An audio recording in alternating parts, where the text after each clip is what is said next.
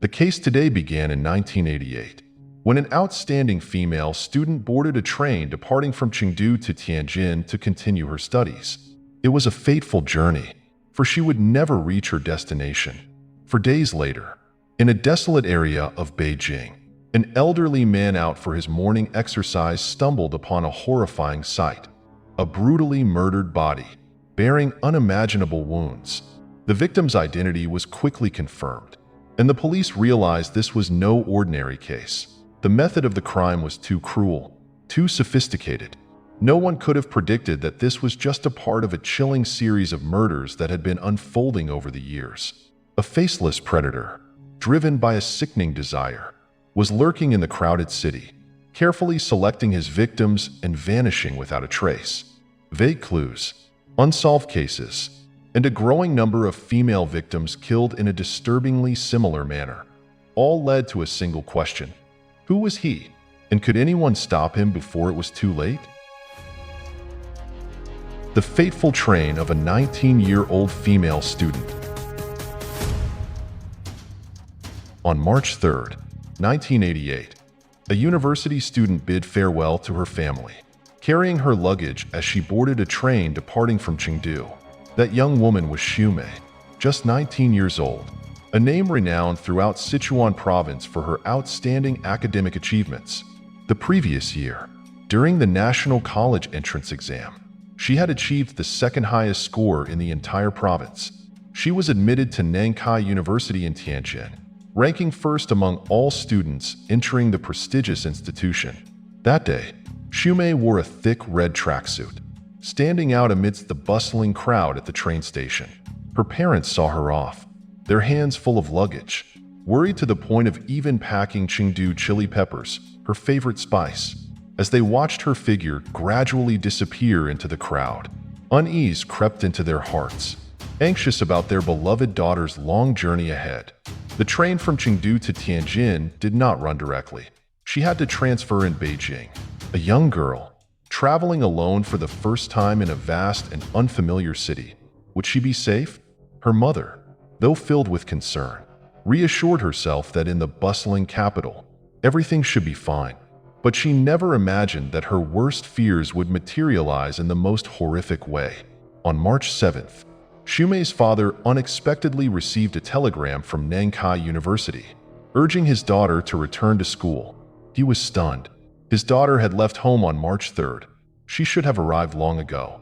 Immediately, he contacted the university, confirming that she had already set off. When Nankai University received this information, they were equally shocked. Sensing that something was terribly wrong, the school promptly reported the case to the Tianjin police. But on March 14th, the Beijing police responded with news that left both the family and the university in utter devastation. Xumei had become an unclaimed body in the morgue of the Beijing Public Security Bureau. Her corpse had been dismembered, bearing horrifying wounds. The witness and the haunting crime scene. Early in the morning on March 5th, an elderly man exercising in Chaoyang District, Beijing, stumbled upon a horrifying sight: a female corpse lying on the grass near the Gayapingdian Reservoir. Overwhelmed by the gruesome scene, he immediately reported it to the police. A specialized investigation team, led by criminal expert Wang Mingchong, quickly arrived at the scene. Throughout his 15 years as a police officer, Wang had investigated over 1,000 cases and had witnessed many tragic sights. But this time, he could not hold back his tears. The young woman's body lay naked on the grass, her mouth stuffed with her own underwear. Her chest and abdomen were covered in more than 10 stab wounds. Her intestines had been pulled out, stretching several meters across the grass. The brutality of the scene was so overwhelming that even the most experienced officers present could not maintain their composure.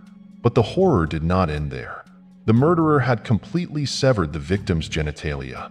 Her eyes had been stabbed through, leaving 2 deep, bloody holes. It was an act of cruelty beyond imagination. Even the most hardened investigators at the scene could not hold back their tears. Captain Wang Mingchong, a man who had witnessed countless crime scenes, quietly turned away, tears rolling down his face. This was no ordinary criminal. The killer was experienced, meticulous in erasing traces of his presence. All of Xumei's belongings and clothing had vanished, leaving no identifiable clues. Investigators suspected that Xumei had been lured to the reservoir area at night.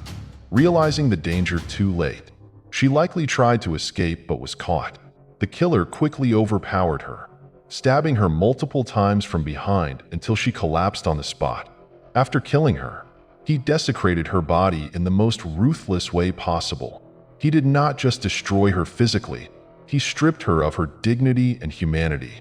Based on the crime scene analysis, Captain Wang believed they were dealing with a dangerous sexual predator. His crime pattern was clear. He targeted highly educated but inexperienced young women, luring them to secluded areas to commit his atrocities. After carrying out his crime, he erased all traces of evidence, leaving investigators with almost nothing to work with. This made solving the case exceptionally difficult. The fact that the killer had mutilated the victim's genitals and taken her internal organs suggested that he was not just a sexual predator but a deeply disturbed individual. He did this not only to satisfy his twisted desires, but also as an outlet for his overwhelming urges. The destruction of the victim's eyes, however, hinted at something else. Perhaps the killer was not highly educated or had no prior criminal record. According to folk beliefs, a murder victim's eyes could retain the last image they saw, including the face of their killer. If he were a knowledgeable individual, he would have known this was merely superstition. His actions suggested that he either believed in this myth or simply wanted to eliminate every possible trace. Without fully understanding forensic science, on March 14th, after receiving an investigative report from Tianjin police, the Beijing authorities confirmed the identity of the body in the morgue. It was Xumei, the 19-year-old, who had once been a source of immense pride for her parents due to her academic excellence, was now just a name in a murder case file. For her parents, it was nothing short of an apocalypse. Tracking the killer's identity through past crimes. Based on the collected evidence, the Beijing police believed that the murderer had no prior acquaintance with Xumei. He may have lured her at Beijing railway station and, by some means, taken her to an area about 8 kilometers away. This raised a crucial question. How could a complete stranger convince a young university student to follow him such a long distance? It was likely that this criminal did not appear threatening. On the contrary, he may have looked completely ordinary, perhaps even trustworthy. If he was a Beijing local, that would have further lowered Xumei's guard when interacting with him. However, these deductions did little to pinpoint the perpetrator. Instead, they provided valuable leads that linked Xumei's murder to a series of other unsolved killings in Beijing. After Xumei's case was officially opened for investigation, Captain Wang Mingchang became convinced that this was not an isolated crime. It could be connected to a string of rape and murder cases that had been under investigation in Beijing. Therefore, the police decided to review all similar cases from the past. This effort quickly bore results. In January 1987, 2 night shift workers in the Dajiazhuang area of Chaoyang district heard desperate screams coming from a wooded area nearby. A young woman's terrified cries for help echoed through the night along a narrow path. Without hesitation, the 2 men ran into the forest in the direction of the screams. Their sudden presence startled the attacker, who immediately fled, leaving behind a girl writhing in pain on the ground. As they approached, the workers found that the victim was only 18 years old. Her body was covered in blood. Her pants had been pulled halfway down, and she had been stabbed twice in the abdomen. Blood stained the ground beneath her. Without delay, the 2 men carried her to a hospital, where she was able to receive life-saving treatment. Due to extreme shock, it took nearly 2 weeks before police could interview the survivor. She recounted that she had only been working for a few days. That night, after finishing her shift late, she was passing through the wooded area when a man suddenly lunged at her, dragging her to the ground. The attacker pulled out a knife, threatening to rape her, but the girl refused to submit. She fought back fiercely and screamed for help. Frustrated by her resistance, The attacker stabbed her twice in the stomach. Despite her injuries, she continued to cry out for help. Just as the man began pulling down her pants, the two workers rushed into the woods, forcing him to flee. Although she survived, the psychological trauma was so severe that she could not recall the attacker's face or clothing.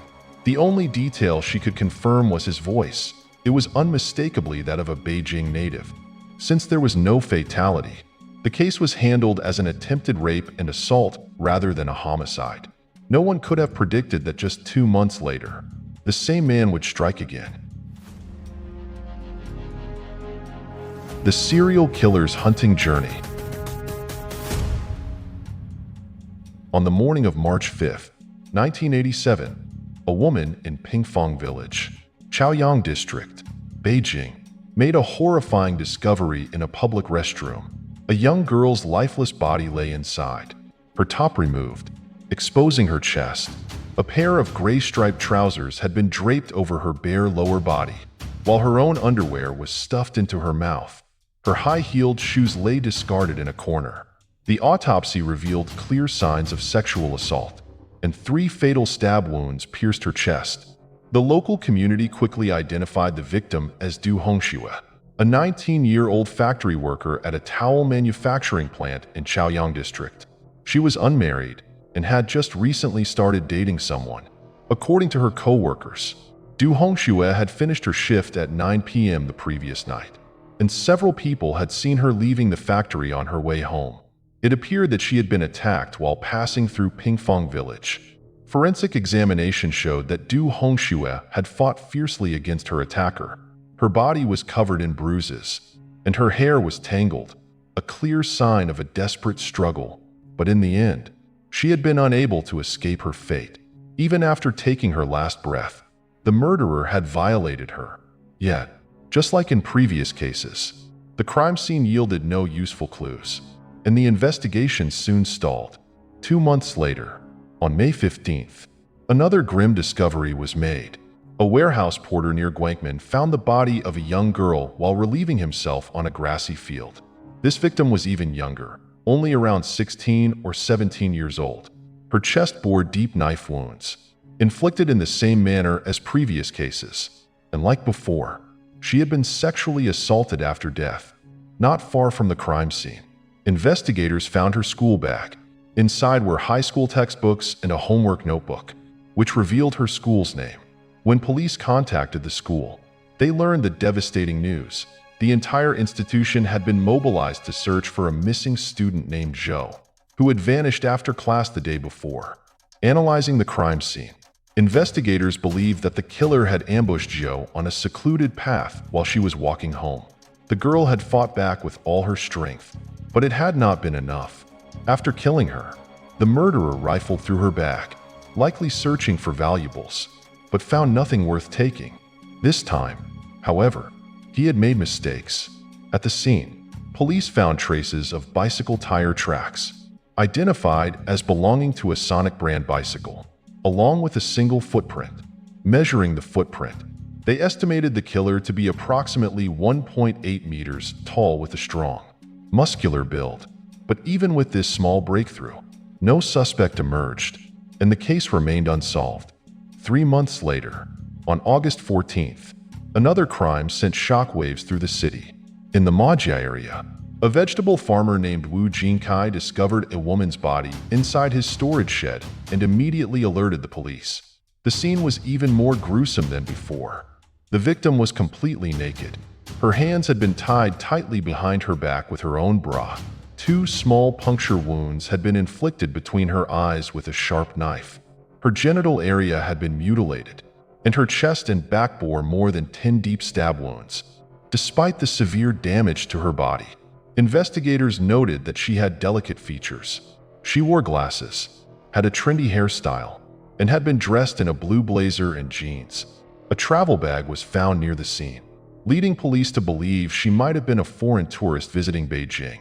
They concluded that the killer had lured her in before brutally assaulting and murdering her. However, one detail disturbed investigators even further. The victim had been on her menstrual cycle at the time of the attack, but that had not stopped the murderer. This suggested that he was not simply a sexual predator. He was a sadist who derived pleasure from the very act of extreme violence itself. With each new case, police became convinced that if this man was not caught, he would continue to kill. But how could they track him down in a vast city like Beijing when there were no clear leads? Even the identity of this latest victim remained a mystery. Half a year later, on March 3rd, 1988, another brutal murder shocked the city. This time, the victim was Xumei, an exceptional university student from Nankai University. The killer's method was nearly identical to the previous cases, but this time, the brutality had escalated to an unimaginable level. He did not just rape and kill her. He cut off her genitalia entirely. This was no longer the work of an ordinary serial killer. This was the act of a true monster. And the most terrifying part? He was still free. No one knew who he was. No living witness had ever seen his face. The only certainty was that the murderer was a native of Beijing. On July 24th, 1988, another mutilated body was found in a ditch in Yuzhuang County. The victim had been stripped naked, her mouth stuffed with her own red knitted underwear, and her hands tied behind her back. Deep wounds covered her body, particularly on her chest and genital area. Following this case, suspicion fell on a man who had once pursued the victim romantically. He had proposed to her multiple times, but she had rejected him. Furious, he had threatened to deal with her if she continued to refuse him. At that time, wrongful convictions were still common, with suspects often being arrested, beaten, and forced to confess. But in this instance, no innocent person was wrongly convicted. The Beijing judiciary insisted on multiple rounds of reinvestigation before making a ruling. Eventually, the accused man was declared innocent due to a lack of evidence. But while he sat in jail, wrongly accused, the real serial killer remained free, still lurking in the city, still hunting for his next victim.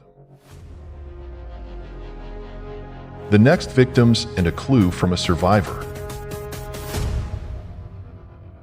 On December 9th, 1988, another woman's body was discovered in a ditch near a railway track north of a village in Chaoyang district. The crime scene bore chilling similarities to previous cases. The killer had brutally mutilated her chest and genital area. A few months later, on March 1st, 1989, two children playing in an orchard north of Luquan, Fengtai district, stumbled upon something horrifying, a woman's corpse. Terrified, they ran to alert the police. When investigators arrived, they found the victim with her hands tied and her mouth gagged.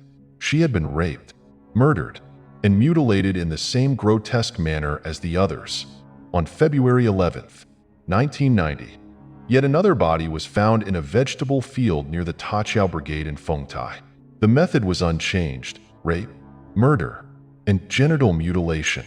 Disturbingly, this victim was also on her menstrual cycle at the time of her death. All these details reinforced a terrifying conclusion. The killer was not just a violent sexual predator. He was a deranged psychopath with grotesque obsessions, fixated on carrying out his twisted desires in increasingly brutal ways. The relentless string of murders left Beijing police under tremendous pressure. The inability to catch the perpetrator meant more women would suffer the same horrific fate. The city was gripped with fear.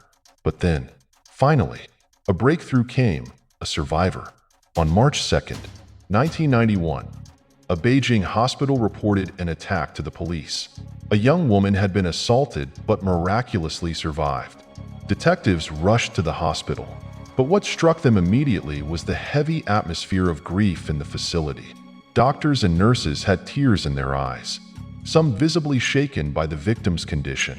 The survivor was Chen Lian, a 19-year-old woman from Ningxia, lying in a hospital bed. Her body was covered in wounds, including 5 deep stab injuries. But the most horrifying part was that the killer had severed her genitalia. The sheer inhumanity of the attack left the medical staff seething with rage. One doctor, unable to contain his fury, called the perpetrator worse than an animal, demanding that the police hunt him down immediately to bring justice for Chen Lian. Though still in shock, Lian fought through her pain and trauma to recount the nightmarish ordeal she had endured. The encounter with the killer and the brutal attack. Chun Lian was a young engineering student from Ningxia, currently interning at a factory in Tianjin. On February 28th, she prepared to leave for home to visit her seriously ill mother. Arriving in Beijing, she grew anxious. Several days had passed, yet she still had not secured a train ticket to Ningxia. By the evening of March 1st, with no ticket in hand, she wandered near the ticket office, hoping for a last-minute opportunity. It was then that a tall, well-dressed middle-aged man with a neatly trimmed mustache approached her.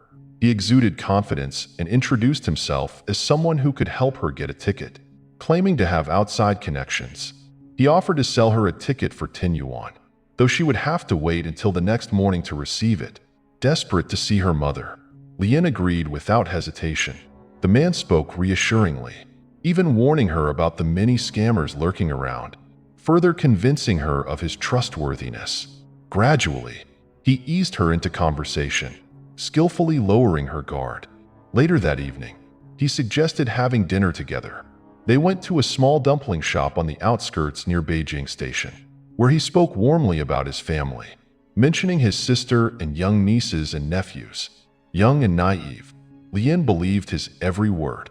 After the meal, he made another offer, proposing that she stay at his home instead of wasting money on a hotel. He assured her that his sister would be delighted to have a guest. Without suspicion, she agreed and climbed onto his Sonic 28 bicycle, expecting a safe place to rest for the night. But he was not taking her home. He was leading her into a nightmare. As he pedaled faster and faster, taking her further from the city, a sense of unease crept into her heart. She had lived and worked away from home before, so she was not entirely oblivious to danger. When she noticed something was wrong, she decided to act. Without warning, she jumped off the bicycle, intending to escape. The man immediately dropped his pretense. His expression turned dark, his eyes cold and menacing. In a chilling voice, he threatened her, warning that if she did not obey, he would kill her on the spot. He took a step closer, lowering his voice as he whispered that he had already murdered 7 or 8 people. Before she could react, he grabbed her and dragged her into a grassy area nearby. In an instant, he tore her clothes apart. Panic surged through her, but she fought back with all her strength, kicking, punching, and screaming for help. The moment she resisted, the killer pulled out a knife and stabbed her repeatedly. Agonizing pain consumed her as blood poured from her wounds. She realized she would not last much longer. There was only one way to survive. She went limp, letting her body fall still, pretending to be dead. The killer, believing she had died, paused, but then he continued his assault in the most horrific way. Through sheer willpower, she endured the excruciating pain, forcing herself not to react. Tears streamed down her pale face as she remained motionless, convinced she was lifeless. The man took his knife and inflicted a final, brutal wound before leaving the scene. The unbearable pain was too much, and she blacked out. When she regained consciousness, he was gone. Terror gripped her, but she knew she could not stay there and wait for death. She had to escape. Bleeding and barely able to move, she dragged herself toward the road. For most people, wounds like hers meant certain death, but she was young and resilient. Her will to survive pushed her forward. She did not know how long she had been unconscious.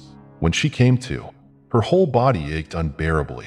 She tried to stand, but her injuries were too severe. Blood continued to flow, soaking the ground beneath her. With gritted teeth, she crawled inch by inch toward the roadside. A taxi approached, its headlights illuminating her bloodied figure. She lifted a trembling hand, silently pleading for help. The driver hesitated. Perhaps he feared getting involved in a serious crime. After a brief pause, the taxi sped away, disappearing into the darkness, leaving her alone in the cold night. No other cars passed. With no other choice, she dragged herself toward a nearby village. Each movement was agony. Every step was a battle against the unbearable pain. The road was only a few hundred meters long, but she collapsed multiple times along the way. Yet, she did not give up. At last, she reached a small house in the village. With the last of her strength, she knocked on the door. Thanks to her incredible resilience, Lian survived, but her body was destroyed, covered in scars, her injuries beyond measure. When the female police officers examined her wounds, they clenched their jaws, their eyes burning with fury. One officer swore through gritted teeth that they would catch the monster responsible, and they would do it soon. Unlike his past victims, Lian had spent significant time with the killer before the attack. At first, he had shown no aggression, which had lowered her defenses. But because of that, she had memorized every detail about him. Now, she was ready to help bring him to justice. The culprit is revealed and the arrest is breathtaking. The police, relying on Chun Lian's testimony, created a composite sketch of the suspect. Through further analysis, they discovered that most of the victims were young women from out of town, lured near the Beijing railway station by the killer. This pattern suggested that he would likely strike again using the same method. The case had already claimed 8 lives and left 2 others severely injured, making it one of the most brutal serial rape and murder cases in Beijing's history. The Ministry of Public Security ordered the Beijing Public Security Bureau to solve the case as soon as possible. Immediately, hundreds of plainclothes officers were deployed to the Beijing railway station, working around the clock to track down the murderer based on the composite sketch. Days turned into weeks. Then more than a month passed with no sign of the killer. Yet, the police remained convinced that he would eventually resurface. Their patience paid off. On the evening of April 3rd, 1991, the predator finally revealed himself. Around 8 p.m., a plainclothes officer spotted a man resembling the sketch talking to a young woman in the outskirts of the city. He was about 1.8 meters tall, had a mustache, and spoke with a Beijing accent, matching the suspect's description exactly. The woman, after conversing with him for a while, seemed to sense something was amiss. She grew cautious, refused to go with him, and quickly returned to the waiting hall. The man appeared frustrated but did not give up. Determined to find another victim, he scanned the crowd and soon fixed his gaze on another young woman, barely 18 or 19 years old. She had an innocent look, seemingly inexperienced in the ways of the world. This time, it did not take much effort to persuade her. She quickly trusted him and agreed to follow. With a triumphant smile, he picked up her woven plastic bag, and together they walked away from the station toward his sonic bicycle. Unbeknownst to him, plainclothes officers had already reported his movements. 7 or 8 officers closely trailed him, carefully maintaining their distance to avoid detection. As he rode westward along the canal, he picked up speed, heading toward a desolate area. His intent was clear. The police, split into teams, followed discreetly, ensuring he had no chance to escape. After passing the Tauca Bridge in Fengtai district, the man turned onto a dirt path flanked by vegetable greenhouses. The area was eerily quiet, devoid of people. The officers continued to shadow him, moving cautiously, using the terrain as cover. At that moment, the young woman suddenly sensed danger. Her instincts screamed at her that something was terribly wrong. She demanded to stop. In an instant, the man's demeanor changed. He became aggressive, shoving her to the ground and dragging her toward the grass beside the road. A sinister grin stretched across his face, his intentions unmistakable. Terrified, the young woman fought back, struggling with all her strength. She kicked, clawed, and resisted with everything she had. Enraged by her defiance, the man pulled out a concealed dagger, his eyes glinting with menace. He threatened her, warning that if she did not comply, he would kill her immediately. Just as the words left his mouth, a commanding voice rang out, ordering him to drop the weapon. Startled, he spun around. Standing before him were 2 plainclothes officers, guns drawn, their barrels aimed directly at his chest. The murderer, who had exuded arrogance just moments earlier, now trembled, his body stiffened, his hands shaky. and in an unconscious reflex, he dropped the dagger. In an instant, the officers sprang into action. One tackled him to the ground while another secured him in handcuffs. As they locked the metal cuffs around his wrists, a foul stench filled the air. It was then that they realized the once feared predator had been so overwhelmed with terror that he had lost control of his bladder. Meanwhile, the young woman was still in shock, struggling to grasp the fact that she had narrowly escaped death. Following the arrest, the police wasted no time in conducting a DNA analysis. In 1990, only major cities like Beijing and Shanghai had access to DNA testing technology. This time, it would be used to confirm the suspect's identity. The results were undeniable. He was the serial rapist and murderer who had terrorized the city for months. Sick obsession and chilling confession. The police wasted no time in beginning their interrogation. After hours of questioning, the suspect finally revealed his true identity, Su Guangtai, a 31-year-old man born and raised in Beijing. Su came from a working-class family. His parents died when he was young, leaving him in the care of his older sister. Growing up in poverty and lacking parental affection, he developed a weak and insecure personality. However, beneath his timid exterior lay a darkness that had been festering for years. As a young adult, he briefly served in the military, but after being discharged, he returned to Beijing and took a job as a warehouse manager at an aluminum factory. To those around him, he appeared ordinary, just another worker leading an unremarkable life. But no one could have imagined the monster lurking beneath his seemingly normal exterior.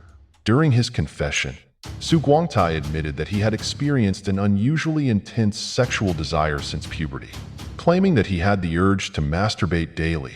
While in the military, discipline kept his impulses in check. However, once he returned to civilian life, he quickly fell in with a bad crowd at the factory. His job in the warehouse was relatively idle, giving him plenty of free time. He and his newfound companions often hid in storage rooms to watch pornographic films and even arrange for prostitutes. The Beijing aluminum factory was a massive facility with thousands of workers, a chaotic environment where all kinds of people coexisted. Su Guangtai easily integrated into the worst circles. His sister, seeing that he was drifting into a reckless lifestyle, tried to help him by arranging a marriage with a female factory worker named Jiang Xuxin. For a brief time after the wedding, Su appeared to change. He lived a relatively normal life for a year or two, even fathering a son, but his deeply rooted depravity could not be suppressed for long. His sexual desires did not wane after marriage. Instead, they became increasingly perverse. He not only demanded intercourse from his wife every day, but also forced himself on her even during her menstrual cycles. To him, she was not a partner, but merely an object to satisfy his urges. Worse still, he abused her brutally, tying her up, beating her, inflicting pain with sadistic pleasure. Jiang Xuxin endured unimaginable suffering. Their marriage soon fell apart. Although they did not officially divorce, Jiang Xuxin used the excuse of gynecological illness to refuse intimacy with him.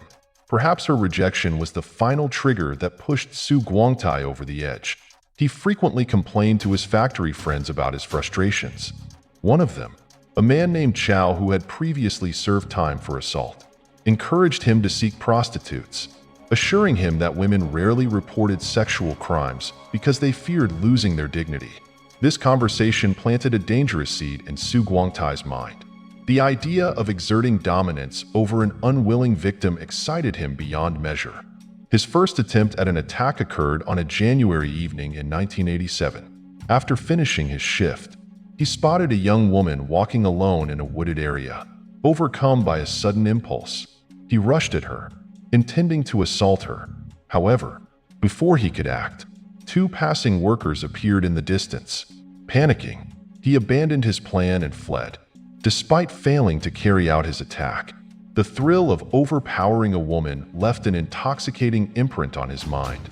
He could not stop thinking about it. On the night of March 4th, 1987, he struck again. His victim was Du Hongxue, whom he ambushed in Pingfong village. When she resisted and screamed, he feared being caught and, in a moment of frenzied panic, killed her. After taking her life, he violated her corpse before dumping it in a public restroom to dispose of the evidence. In the immediate aftermath, Su Guangtai was overwhelmed with fear. He was convinced that the police would come knocking at his door at any moment. But weeks passed, then months, and the case faded from public attention. When he realized that no one had linked him to the crime, his guilt began to dissolve, replaced by an insatiable hunger for more. On May 14th, he attacked again. This time, his victim was a high school student named Zhou. He intercepted her on her way home, and when she begged for mercy, promising not to report him, he hesitated for a brief moment, but the hesitation quickly disappeared, and he stabbed her to death. His bloodlust escalated. On August 13th, he targeted another young woman in Shenzhen, a university student he had met at a train station. She was innocent and unsuspecting, making her an easy target. When he assaulted her, she sobbed, offering him all the money she had, even pleading that she was menstruating in hopes that it would deter him. But her desperate words only fueled his cruelty. After violating her, he sadistically stabbed her repeatedly in the genital area. Even after she had died, her eyes remained wide open, staring lifelessly at him. A grotesque rumor about death had once reached Su Guangtai's ears. People said that the last image a person saw before dying could remain imprinted in their eyes. This idea horrified him. If this were true, her wide-open eyes could expose him. In a twisted act of paranoia, he took his knife and gouged them out. After that night, Su returned home, deeply unsettled. He felt like a wild beast, something less than human. But the most terrifying realization was that he could not stop. On March 3rd, 1988, he targeted another victim, a university student named Xumei from Nankai University, whom he lured from the Beijing railway station. He killed her in cold blood. His killing spree continued, growing more ruthless with each attack. With every crime, he sank deeper into depravity. But the more people he killed, the more fear crept into his heart. He knew that sooner or later, he would be caught. When he attacked Lien, his paranoia had already begun consuming him. He was so rattled that he fled the scene without even ensuring she was dead. All he could think about was escaping as quickly as possible. As for his motives, Su Guangtai claimed he did not fully understand why his desires were so uncontrollable. He insisted that his wife's refusal to sleep with him had left him frustrated, and at first, simply talking about it with his peers gave him a twisted sense of pleasure. But gradually, he could no longer contain himself. He had to act. He confessed that after realizing no one reported his crimes, he became bolder. At first, he only stabbed his victims when they resisted, but soon, he found himself reveling in the act itself. He was fascinated by the sight of blood, by the sensation of pressing a blade into human flesh. He knew that what he was doing was monstrous. At one point, he told himself he would stop after killing 10 people, but like an addict, he could not resist the urge. Night after night, he craved the thrill of the hunt. The end of the devil and the unfortunate things behind the case. On June 5, 1991, the demon that had terrorized Beijing was finally brought to justice. Su Guangtai was led to the execution ground, where his life was ended, marking the conclusion of one of the most horrifying criminal cases in the city's history.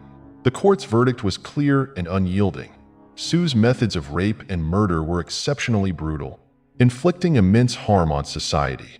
Under Articles 132, 139, and 150 of the Criminal Code, he was sentenced to death for 3 major crimes: premeditated murder, rape, and robbery. During his interrogation, he admitted to committing 3 additional rapes. However, these cases had never been reported, nor had the victims resisted. When asked why, he coldly explained that they were prostitutes. One particular incident stood out in his memory. He had followed a young woman in a fur coat and scarf, luring her to an abandoned plastic warehouse on the outskirts of Beijing.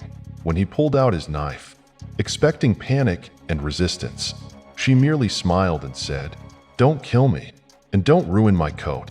I promise I won't report you." He hadn't anticipated such an effortless crime. After satisfying his twisted desires, he let her go.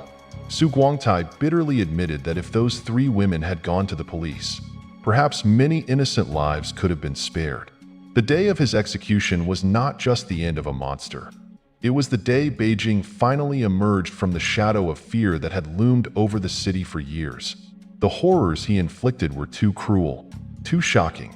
Words could not fully capture the suffering of the victims who fell prey to his sadistic nature.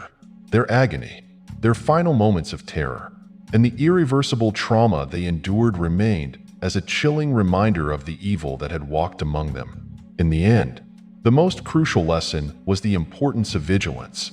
Evil often wears an ordinary face, hiding its true nature until it is too late. No one can ever be certain of another person's true intentions.